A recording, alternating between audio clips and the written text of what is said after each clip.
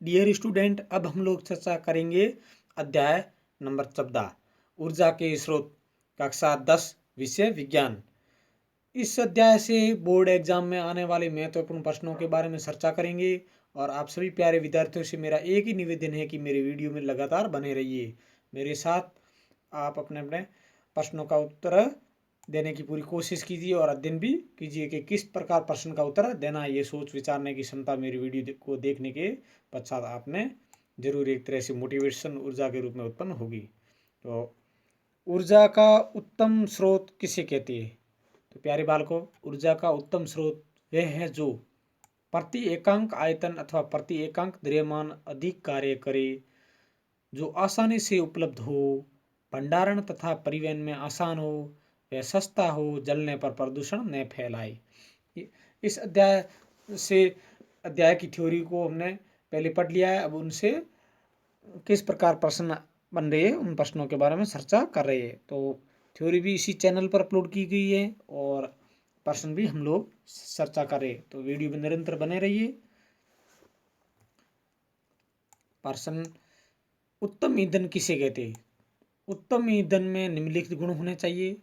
दहन के बाद प्रति एकांक द्रव्यमान से अधिक ऊष्मा मुक्त हो, यह आसानी से सस्ती दर पर उपलब्ध हो, जलने पर अत्यधिक धुआं उत्पन्न न करे, इसका ज्वलन ताप उपयुक्त हो तथा उसमें मान अधिक हो।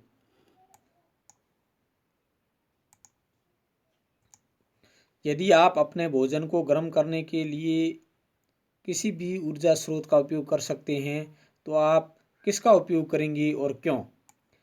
उत्तर है, हम एलपीजी गैस या विद्युतीय उपकरण का उपयोग करेंगे क्योंकि इससे अधिक ऊष्मा उत्पन्न होती है, इसके दहन से धुआं नहीं निकलता, ये आसानी से उपलब्ध है तथा इसको उपयोग सुगमतापूर्वक किसी भी समय किया जा सकता है।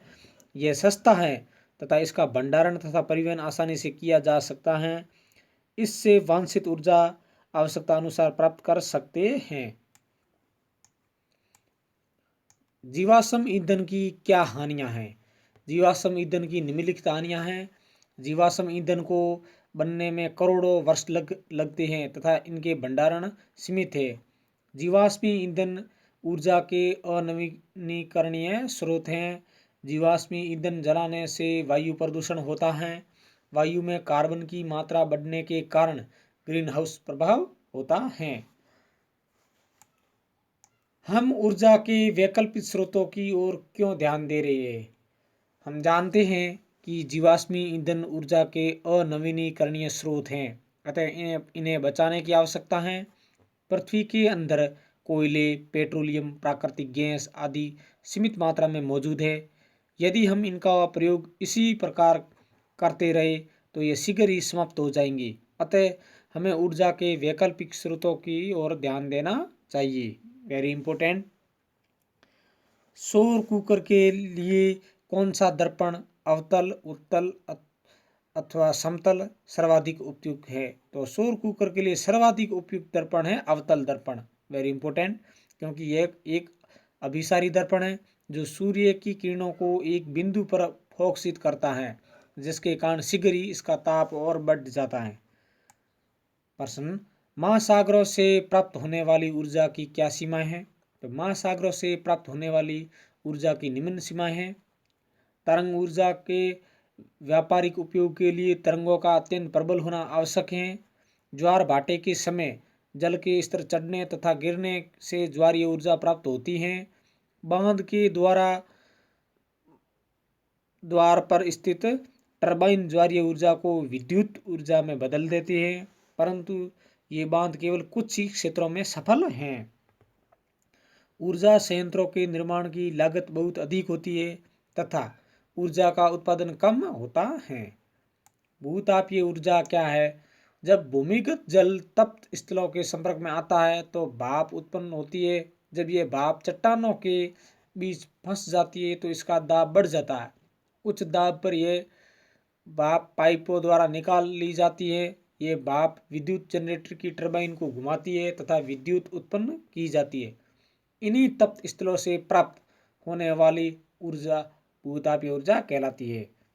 अब नाभिकीय ऊर्जा का क्या महत्व है? डियर स्टूडेंट, नाभिकीय ऊर्जा से उत्पन्न ऊर्जा को नाभिकीय ऊर्जा कहते हैं। इस प्रक्रिया के द्वारा अत्यधिक मात्रा में ऊर्जा मुक्त होती है। इस ऊर्जा का उपयोग भाप बनाकर विद्युत उत्पन्न करने में किया जाता है। क्या कोई ऊर्जा स्रोत प्रदूषण मुक्त हो सकता है अथवा क्यों नहीं? नहीं, ऐसा कोई ऊर्जा स्रोत नहीं जो प्रदूषण मुक्त हो। सौर सेल हालांकि प्रदूषण मुक्त है, परंतु उस युक्ति को जुटाने में पर्यावरण क्षतिग्रस्त हो सकता है, क्योंकि ये सोलर सेल लगाने पर पेड़ों को काटना एक तरह से पर्यावरण का क्षतिग्रस्त होना है। रॉकेट ईंधन के रूप में हाइड्रोजन का उपयोग किया जा रहा है। क्या आप इसे सीएनजी की तुलना से अधिक स्वच्छ ईंधन मानते हैं? क्यों अथवा क्यों नहीं? हाइड्रोजन एक स्वच्छ ईंधन है, क्योंकि ये कार्बन डाइऑक्साइड उत्पन्न नहीं करता, बल्कि ये दहन होने पर जल उत्पन्न करता, अतः प्रदूषण नहीं फैलता। ऐसे दो ऊर्जा स्रोतों के नाम लिखिए जिन्हें आप नवीनीकरणीय मानते हैं। अपने चयन के लिए तर्क दीजिए। तो उत्तर ए है पवन ऊर्जा। पवनों से ऊर्जा उन्हीं जगहों पर पाई जाती है जहां वर्षा के समय तेज गति से पवनें चलती हो। टरबाइनों की गति के लिए पवनों की न्यूनतम चाल 15 किलोमीटर प्रति आवर से अधिक होनी चाहिए। इसके उपयोग के लिए संचार या सेलों की भूमिका सुविधा होनी चाहिए, मतलब जो ऊर्जा है बन रही है उनको संचित करने के लिए। जल विद्युत ऊर्जा, ये भी ऊर्जा की नवीनीकरणीय स्रोत है। जल विद्युत जल से उत्पन्न होती है। इसकी लागत कुछ सीमा तक महंगी है। ऐसे दो ऊर्जा स्रोतों के नाम लिखिए जिन्हें आप समाप्य मानते। अपने चयन के लिए तर्क दीजिए। उत्तर कोयला एवं पेट्रोलियम के वे स्रोत जो समापन योग्य है, इनके भंडारण प्रकृति में सीमित है एवं एक ना एक दिन अवश्य समाप्त हो जाएंगे। इन ईंधन को निर्मित होने में करोड़ों वर्षों का समय लगा है, अतः इन्हें पुनः निर्मित करना असंभव है। अब हम लोग चर्चा करेंगे अभ्यास प्रश्नों के बारे में। गर्म जल प्राप्त करने के लिए हम सौर जल तापक का उपयोग किस दिन नहीं कर सकते? तो उत्तर है बादलों वाले दिन। निम्नलिखित में से कौन जैव मात्रा ऊर्जा स्रोत का उदाहरण नहीं है? तो नाभिकीय ऊर्जा। जितने ऊर्जा स्रोत हम उपयोग में लाते हैं उनमें से अधिकांश सौर ऊर्जा को निरूपित करते हैं। निम्नलिखित में से कौन सा ऊर्जा स्रोत अंततः सौर ऊर्जा से व्युत्पन्न नहीं है? तो है नाभिकीय ऊर्जा। ऊर्जा स्रोत के रूप में जीवाश्मी ईंधनों तथा सूर्य की तुलना कीजिए और उनमें अंतर लिखिए। तो जीवाश्मी ईंधनों ये समापन योग्य है, ये ऊर्जा के महंगे स्रोत है, ये ग्रीन हाउस को भी प्रभावित करते हैं। और सूर्य यह समापन योग्य नहीं है, ये ऊर्जा के सस्ते स्रोत हैं, ये उपकरण स्वच्छ ऊर्जा के स्रोत हैं। प्रश्न 5वां, जैव मात्रा तथा ऊर्जा स्रोत के रूप में जल विद्युत की तुलना कीजिए और उनमें अंतर लिखिए। जैव मात्रा ये ऊर्जा के नवीनीकरणीय स्रोत हैं, इसकी लागत ज़्यादा नहीं है, बायोगैस की उत्पत्ति के करके।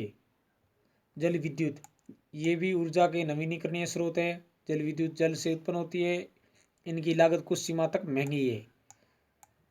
प्रश्न 6, निम्नलिखित में से ऊर्जा निष्कर्षित करने की सीमाएं लिखिए। तो पवनें, ये पवनें, बी तरंगे और ज्वार भाटा के बारे में लिखना है। तो पवनों से ऊर्जा उन्हीं जगहों पर पाई जाती है जहां वर्षा के समय तेज गति से पवनें चलती हो। टरबाइनों की गति के लिए पवनों की न्यूनतम चाल 15 किलोमीटर प्रति आवर से अधिक होनी चाहिए। इसके उपयोग के लिए संचायक सेलों की भी सुविधा होनी चाहिए। तरंगों से उत्पन्न ऊर्जा को प्राप्त करने के लिए तरंगों का प्रबल होना आवश्यक है। इसका उपयोग करते समय एक समान विद्युत शक्ति प्राप्त नहीं की जा सकती। इसके लिए आवश्यक उपकरण महंगे हैं, मतलब इसके लिए आवश्यक उपकरण महंगे हैं तरंगों के लिए। ज्वार भाटा, इस तरह की ऊर्जा प्राप्ति के लिए बांध का निर्माण करना आवश्यक है। ज्वार भाटा से उत्पन्न ऊर्जा का प्रयोग सीमित है, इसके निर्माण के लिए जमीन की लागत अधिक है। ऊर्जा स्रोतों का वर्गीकरण निम्नलिखित वर्गों में से किस आधार पर करेंगे? ए नवीनीकरणीय तथा अनवीनीकरणीय, बी समाप्य तथा अक्षय। क्या ए बी के विकल्प समान है? उत्तर है ये नवीनीकरणीय ऊर्जा के से वे ऊर्जा होती है जिनका उपयोग हम लंबे समय तक असीमित रूप से कर सकेंगे। इसका भंडारण अक्षय रहता है, जैसे सौर ऊर्जा और पवन ऊर्जा। अनवीनीकरणीय ऊर्जा वे ऊर्जा होती है जिनका उपयोग यदि हम एक बार कर लेते हैं तो उनकी पुनः प्राप्ति नहीं की जा सकती और इनका भंडारण समाप्य रहता है, जैसे जीवाश्म ईंधन, कोयला, पेट्रोल, प्राकृतिक गैस। तो बी, ए और बी के विकल्प समान है क्योंकि नवीनीकरण ऊर्जा अक्षय परंतु अनवीनीकरण ऊर्जा समाप्य हैं।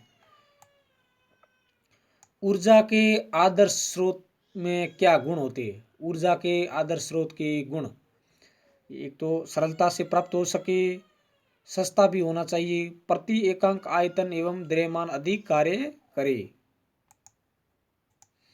सौर कुकर का उपयोग करने से क्या लाभ तथा क्या हानियां हैं? क्या ऐसे भी क्षेत्र है जहां सौर कुकरों की सीमित उपयोगिता है? उत्तर, सौर कुकर का उपयोग करने के लाभ, ये उपकरण सस्ता है, इसका उपयोग करने से प्रदूषण नहीं होता है, इनमें कोई गतिमान पुर्जा नहीं होता है। सौर कुकर की हानियाँ, ये उपकरण केवल सूर्य के प्रकाश में ही इसका उपयोग किया जाता है, ये भोजन पकाने में अधिक समय लेता है। हाँ, ऐसे अनेक क्षेत्र है वो सौर सेल महंगे होते हैं जहाँ सौर कुकरों की सीमित उपयोगिता है, उदाहरण के लिए अधिक बरसात वाले क्षेत्र, पहाड़ी क्षेत्र आदि। ऊर्जा की बढ़ती मांग के पर्यावरणीय परिणाम क्या हैं? ऊर्जा की खपत को कम करने के उपाय लिखिए। आज का युग मशीनी युग हो गया है। आज की जनसंख्या जीवाश्म ईंधन पर्यावरण को प्रदूषण करने के लिए उपयोग करती है। सौर सेल का उपयोग करने से पर्यावरणीय संभव है। अनेक प्रकार की बीमारियां बढ़ रही है। ऊर्जा की खपत को कम करने के उपाय निम्न है: कोयला, जीवाश्म ईंधन का कम से कम उपयोग, मशीनों पर निर्भर न रहकर स्वयं पर निर्भर रहना।